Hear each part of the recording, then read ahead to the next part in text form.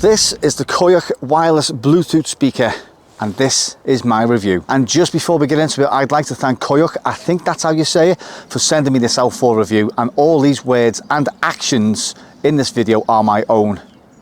Actions, you say? So this is the S10/1 wireless speaker, and a look around the box tells us we are about to create good sound. Right, so I'm not going to do an unboxing on this thing. What we got in the box was the said speaker, a 3.5mm jack cable, a charge cable that's USB-C, and also instructions. So a quick look around the said speaker. From the side it looks like one of those Breville toasty sandwich makers, and from the front it looks like a rebooted RoboCop 2014 films helmet. But is it all about looks? It's what it sounds like that matters. Right, so let's get turned on. Nice little sound. So Bluetooth mode is connected to my phone. On the front there you have the on-off button, volume, play, and I'm assuming that's pause, and M. Now M, I think, is for the mode of lights. You have RGB lighting, which you cannot see at the moment because it's daylight, so I will throw some footage up of the LED lights, RGB lights in action. Now the general feel of it is quite well built. You got the carabiner there on the top. On the back, I do believe the base is on the back and the main speaker is on the front there as well. Now on the side you've got a mic there, so that is to take calls as well. And this thing here is very, very tough to open. So inside there you have got space there for an SD card, 3.5mm jack for connecting external devices, and also the USB-C there charging port, and that goes in pretty tight. Right, so just before we get into the sound test, I'm going to reel off some specs about this Bluetooth speaker.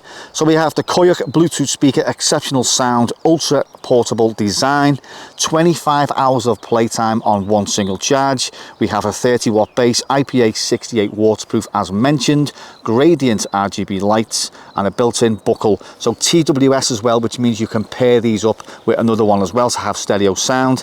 And we've also got Bluetooth 5.4. Now this thing boasts a 30-watt base, and I have come to the great outdoors, as you can see, to test this speaker. Why, I hear you ask? Well, next to me is Keckwick Brook, and I'm going to test how waterproof this speaker is. But before we do that, I'm going to test the bass as well. Now there's a song called A Final Hit by someone called Left Field. It appeared on the soundtrack of Trainspotting, and it's got one of the most immersive basses I've ever heard. Right, here we go. I'm not going to play much of it because I don't want to get copyright strike.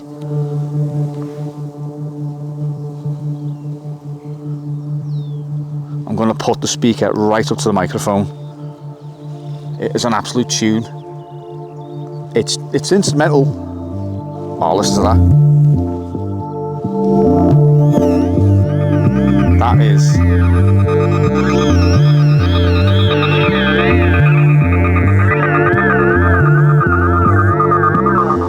Nice. Yeah, so that pause button and play button is.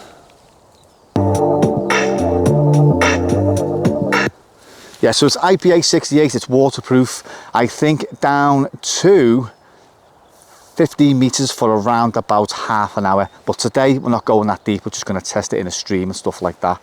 So anyway, without further ado, let's drop this thing in water and see how waterproof it is. Right, we're going to continue with the same song. Full volume.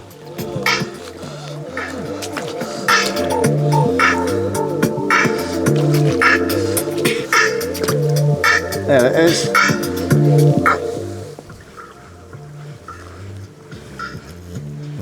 See all the water there spraying out the top of it. It's still going. You can see the water there just coming out of it.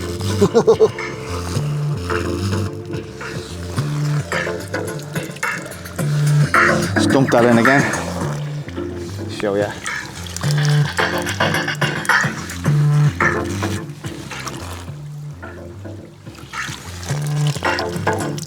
and it's still going. Right, so one last test. I have some brook water, and just to show you close up that it works underwater, full volume, same song, and in we go. I mean, it does float like. There, you can just see all the water there just spraying all over me. Like down to the bottom. And still here as well.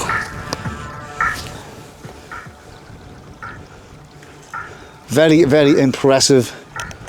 I mean, obviously you can get shower Bluetooth speakers, but this one does seem to retain its sound underwater. And there we go, just a spray off. Oh, hang on, it's gone. Oh no, it hasn't gone off. What's happened is water has just sprayed all over my phone. So we're going to just continue, wipe the phone off. There we go, back to the final hit. Move my phone away from. Right, there we go.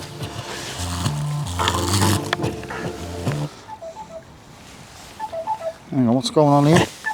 What's going on here? I use codecs to not just try one idea, but try. So that last scene you've just watched, I thought I had water on my phone, which caused the speaker to kind of throw its hand in a bit.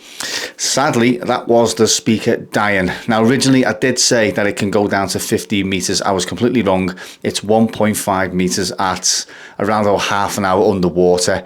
But as you've just seen there, I had in about 4 to 5 inches of water, so somewhere in that speaker the waterproofing has failed. Now it's a bit of a shame because I was going to use this in my cat enclosure and hook this with the carabiner on the inside of the roof so they can listen to some like bird sounds and stuff like that and just chill out on a nice summer's day. Having said that, thank you very much to coioc for sending me the speaker out. Don't get me wrong, it sounds amazing and I hope this is just an isolated incident, but clearly somewhere in that speaker, as I say, the waterproofing has clearly failed. So shortly after I got home, I turned it back on and I was met with, see if I can get it now.